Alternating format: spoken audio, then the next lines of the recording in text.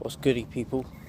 So this morning I want to talk about positive and negative mindsets and how, like, your perception and how you think of things. So most people,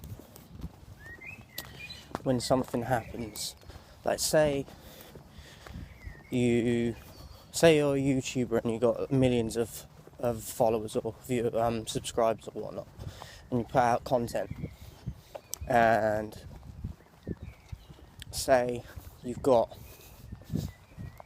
5,000 comments and 4,500 of the comments are positive, and you got 500 negative comments. Now that ratio is in the favour of positive. You've got a whole lot more positive feedback going on than negative. But what our brains do, and what most people do, is pick on the negatives and focus on the negatives, and then that'll go ahead and fuck up your day, and fuck up your, it'll just fuck with you. And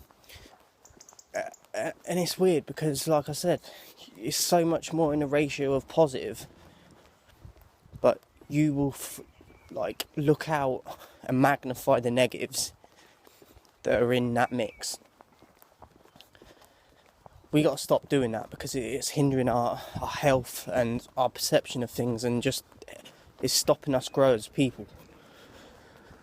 If we want to progress and just be happier, we have to focus on the positives more. Thing is, in society now, it's ingrained into us because most people are just negative.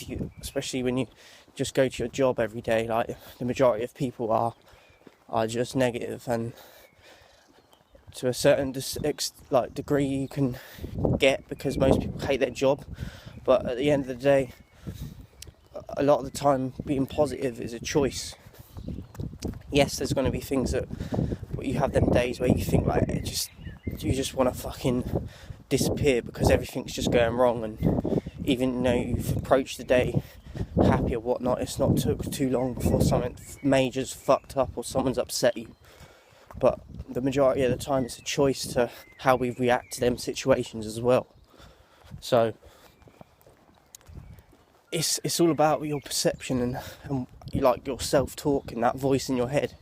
If you can make that more positive than negative, you're going to be happier than the average person. Because like I said, the average person don't even put the effort in to try and perceive things as positive. Because like I was saying a minute ago, the YouTube example, they're on that 24/7 with just focusing on negatives, and they wonder why they're not happy. But this is it's a deep thing because it goes back through generations and your upbringing and how your parents are. And this is why I say you've got to change. You've got to want to be the difference and want to stand out and be labelled a nerd or just different to people, because being different, you're going to be happier and you're not going to be like the rest of people. That's why it's called being different. So, and it's not easy. This is one of the constant battles I have all the time, in my life, is how I react to things. Because a lot of the time I do react negatively, but nowadays I catch myself more, and at times I can be like, yo, what? You just let that person win or aggravate you when you didn't need to. So now I'm more recognising of when it's happening, and sometimes I can prevent it. Whereas before, it was just normal to me, and I was like, well, this is just what it is. But then I realised, it's your perception, and it's a choice. Like I said, some things are going to happen that you're just going to lose your shit. But the majority of the time, you can control how you react to something. And it's a case of not stooping down to someone's level that has just got a fucked up mindset about everything.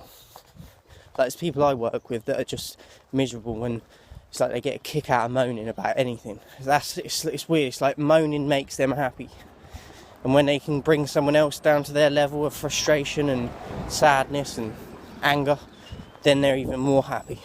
It's a sick, twisted thing, but it's a fact. But this is why you got to make decisions in life, and these choices. You got to ask yourself, how do I want my mind to be? Like, am I going to keep letting people affect me all the time? Yes, I'm going to have weak days, but most of the time you can control and be happier. And if you hate your job, like I've said before, go and get another job. Don't be paralysed by your job. And when you think, if you've got a mindset of, I'm stuck in this job, you are stuck in it because you're not even giving yourself a chance to get out and find something else. You can always find something else. It's not going to be easy, but it's a possibility. And there's always ways around it. You just got to work for it. And you've got to realise that you're not in a prison like you think you are. But this is how the system's set up. They want you to think you are. A lot of people, when they hand their notice in as well, no matter how bad the job treats you, when you start handing your notices in, they're going to start backtracking and trying to fucking suck your dick and be like, oh, please stay. I know, because they've done it to me before, and they've done it to people close to me before. It's too late then. They just want, you're just another number, and they want you to be that cog in the system.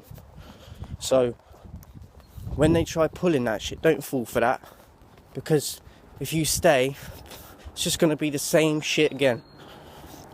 If they really cared, they'd be giving you pay rises. If they really cared, they wouldn't be giving you a hard time all the time when you're at work, despite giving them your all and everything. So just realise it's about your mindset, and it's a choice.